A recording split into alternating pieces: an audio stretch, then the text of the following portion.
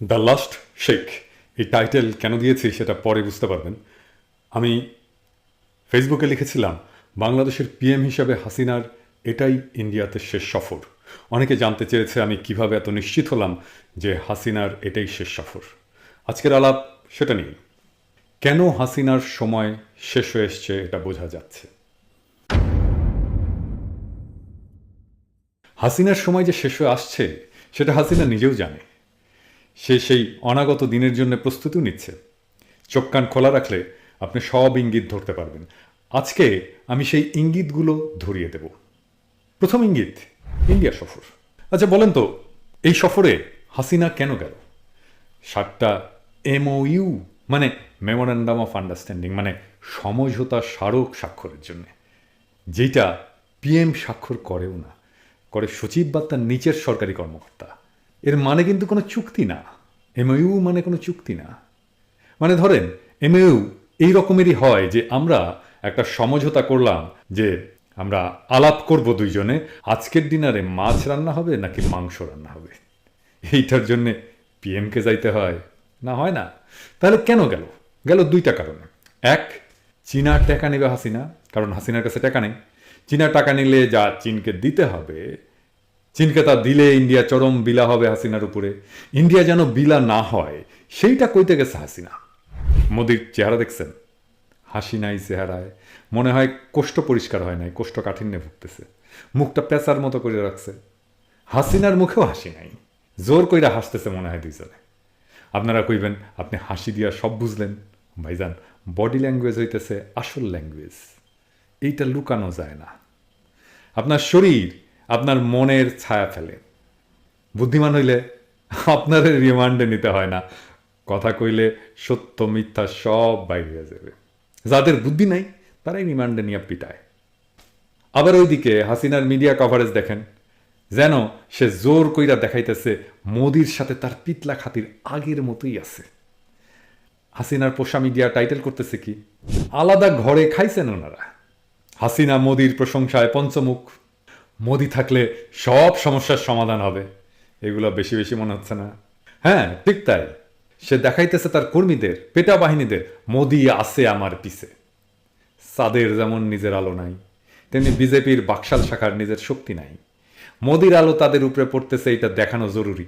গনিমিয়া একজন গরিব চাষি, তার নিজের জমি নাই, অন্যের জমি চাষ করে। শেখ হাসিনা একজন গরিব নেতা, তার নিজের ভোট নাই, তাই মোদির সাপোর্টে ক্ষমতায় থাকে। এটা তো আর প্রমাণ করে দিতে হবে না, তাই না? মোদি কি হাসিনার পিছে আছে? হ্যাঁ, মোদি কি বেকুব যে এই পড়ন্ত ক্ষমতার উপরে ভরসা করবে? না, মোদি বেকুব না। সে হাসিনারে সাপোর্ট দিয়া অনেক কিছু পাইছে, এটা সত্য। সেটা রক্ষা করা তার জন্য এখন একটা বড় চ্যালেঞ্জ। বাংলাদেশে ইন্ডিয়ার গইরা ওঠা সামরিক আর অর্থনৈতিক স্বার্থ রক্ষা করা মোদির জন্য এখন প্রায়োরিটি। সে যেহেতু বুদ্ধিমান, হাসিনার পিছে সময় না দিয়া আগামীর ক্ষমতার পিছে সময় দিবে। এখন সে কইবে, ওই যে একটা বিজ্ঞাপন আছে না, আসিলাম বোকা হইলাম বুদ্ধিমান। মোদি এখন বুদ্ধিমান হইছে, যেন আগামীর ক্ষমতা তার লগে বন্ধুত্ব না করলেও শত্রুতা না করে। শত্রুতা করলে মোদির শুধু না, ইন্ডিয়া রাষ্ট্রের ধুতি খুলে দিতে পারবে বাংলাদেশের আগামী শাসকেরা। কিভাবে ইন্ডিয়ার ধুতি খুলে দিতে পারবে? খুব বেশি কিছু লাগবে না। বিএনপির সালাউদ্দিনকে র্যাব তুলে নেওয়ার পরে কিভাবে ইন্ডিয়া গেল, সুখরঞ্জন বালিকে হাইকোর্টের সামনে থেকে উঠায় না যাওয়ার পরে কিভাবে তাকে ইন্ডিয়ার জেলে আবিষ্কার করা হয়, ইন্ডিয়ার পররাষ্ট্র সচিব সুজাতা কিভাবে এরশাদকে বলে তোমরা নির্বাচনে না আসলে জামাত ক্ষমতায় আসবে, আর ডিজিএফআই কাউরে তুলে নিলে কে প্রশ্ন করে আপকা হিন্দি আতা হ্যায়। এই 4টা প্রশ্নের জবাব দিতে পারবে ইন্ডিয়া। অন্য রাষ্ট্রের সার্বভৌম ক্ষমতায় হস্তক্ষেপের জন্য পুরা ভারত রাষ্ট্রের ধুতি খুলে দেওয়া যাবে। এই ঝুঁকি ইন্ডিয়া রাষ্ট্র নেবে না। আর এটা ছাড়া তো হোস্টাইল বাংলাদেশের জনগণ আছেই। একটা এক্সাম্পল দিই, ইন্ডিয়া ক্রিকেটে হারলে বাংলাদেশে ঈদের আনন্দ বয়ে যায়। অথচ জানেন, আমরা যখন ছাত্র ছিলাম আর কি, সেই সময় খোদ বিএনপির কেউ কেউ, এমনকি শিবিরের কোনো কোনো ছেলেরাও ইন্ডিয়ার ক্রিকেট টিমের সাপোর্টার ছিল। এই কয়েকদিন আগে আমার এক মেডিকেল কলেজের বন্ধু ফোন করছিল, এখন বিদেশে আছে। ছাত্র জীবনে ছাত্রদল করতো, মারকুটে ইন্ডিয়ান ক্রিকেট টিমের সাপোর্টার ছিল। সে বলতেছে, জানিস আমি এক সময় ইন্ডিয়া হারলে মন খারাপ করতাম, এখন ইন্ডিয়া হারলে ঈদের খুশি পাই। ইন্ডিয়া জানে হাসিনা বেশি দিন নাই, তাই মোদির মুখেও হাসি নাই। এইবার আসেন দেখি হাসিনার লোকেরা কিভাবে জানে যে হাসিনার ক্ষমতা শেষ। হাসিনা টাকার জন্য এতই মরিয়া যে এবারই প্রথম পাচার করা অর্থ বা সম্পদের ঘোষণা দিয়ে তা সাদা করার সুযোগ দেওয়া হয়েছিল। ঘোষণা অনুযায়ী কেউ যদি বিদেশ থেকে অর্থ আনেন তাহলে 7% কর দিলেই চলবে। টাকা পাচার করছে তো হাসিনার লোকেরাই, সেই টাকার কিছু অংশ আনলেই তো হাসিনা টিকে যাইত। আবার তারা 5 বছরের জন্য অবাধে টাকা পাচারের মৌকা পাইত। কিন্তু হায়, 1 টাকাও কেউ আনলো না। কেন আনলো না? এই প্রসঙ্গে একটা গল্প বলি। উইলিয়াম ডালরিম্পলের একটা বই আছে, দ্য লাস্ট মুঘল নামে, বাহাদুর শাহ জাফরকে নিয়ে। বাহাদুর শাহ জাফরের পোলার বিয়ে দিবে, তো রাজকোষে টাকা নেই, তার বউ ব্যবসায়ীদের কাছে হাত পাতছে, কেউ তেমন সাহায্য করতেছে না। তো বাহাদুর শাহ জাফরের বউ বলতেছে, দেখছো কেউ টাকা দিল না। তো বাহাদুর শাহ জাফর বলতেছে, ওরা জানে যে আমি ক্ষমতায় আর বেশি দিন নাই। তো হাসিনার চোরেরা টাকা ফেরত আনেনি এত সুবিধা পাওয়ার পরেও, কারণ তারা জানে হাসিনাও বেশি দিন নাই। তাই হাসিনা হইতেছে সেই লাস্ট মোগলের মতো দ্য লাস্ট শেখ, যার ক্ষমতার অন্তিম সময় খুব কাছে। এইবার আসেন আমরা দেখি হাসিনা কিভাবে জানে সে আর বেশি দিন থাকতেছে না ক্ষমতায়। আপনাদের মনে আছে না, হাসিনা বলছিল রাজনৈতিক আন্দোলন করলে সে বাধা দেবে না, পিএম এর কার্যালয় ঘেরাও করতে আসলেও সে ডাইকা চা খাওয়াবে। কিন্তু চা খাওয়ানোর দূর কি বাত, এরপরেও সে পাখির মতো গুলি করে মিছিলে বিএনপির কর্মীদের মারছে না? তাহলে সে কেন বলছিল সে চা খাওয়াবে? এইটাই হইতেছে হাসিনার সিকনা বুদ্ধি। এই সিকনা বুদ্ধি বুঝতে হইলে আমাদের একটু ইতিহাসে ফিরে যেতে হবে। হাসিনার মতো হিটলারও তার শাসনামলে অনেক নিপীড়নমূলক আইন বানাইছিল, এবং তার আমলের আইন শৃঙ্খলা রক্ষাকারী বাহিনী সেই আইন মেনে চলাকে তাদের দায়িত্ব মনে করত। কিন্তু হিটলারের পতনের পর সেই সব আইন যারা প্রয়োগ করছিল অথবা প্রয়োগে সহযোগিতা করছিল, তাদের হিটলারের সহযোগী হিসেবে বিচারের আওতায় আনা হয়েছিল।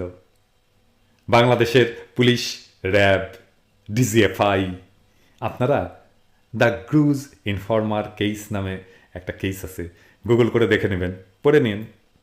আমি আর আপনাদের কাজটা করে দিলাম না, পড়বেন আর পাতলা পায়খানা হবে। তো হাসিনার আমলে যারা ওই সমস্ত কি ধারা আছে এইগুলো করছেন, সিক্রেট প্রিজন বানাইছেন, গুম করছেন, খুন করছেন, মারপিট করছেন, তাদের সবাইকে ওই বিচারের আওতায় আনা সম্ভব। হাসিনা অনেক ইন্ডেমনিটি দিয়ে রাখছে। ওই যে চিলির একজন স্বৈরশাসক ছিল না, পিনোশেট, সেও অনেক কিছু দেশীয় আইনে ইন্ডেমনিটি দিয়ে রাখছিল। কিন্তু তার বিচার করার সময় বলা হয়েছিল যে আইনের শাসন শুধু দেশীয় আইনের বিষয় না, আন্তর্জাতিক আইন দিয়ে দেশীয় আইনে দায়মুক্তি দেওয়া অপরাধের বিচার করা যাবে।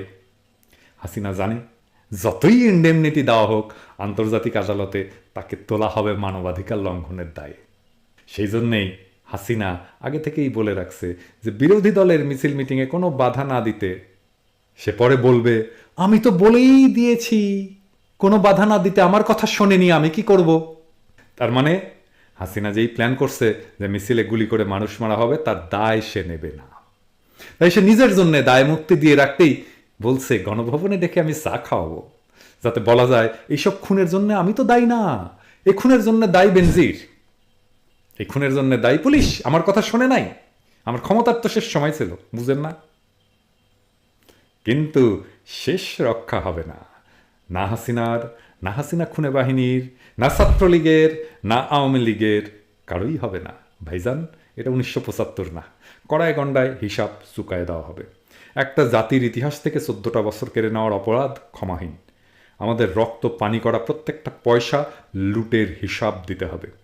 আমাদের প্রত্যেকটা অশ্রুবিন্দুর জবাব দিতে হবে। আমাদের শহীদ ভাইদের প্রত্যেকটা রক্তবিন্দুর বদলা নেওয়া হবে। আমরাই বাংলাদেশের সংখ্যাগরিষ্ঠ, আমরা যাচ্ছি গ্রাম থেকে শহরে, ধূলিকণার মতো উড়ে যাবেন হে বাকশালী, সেই সময়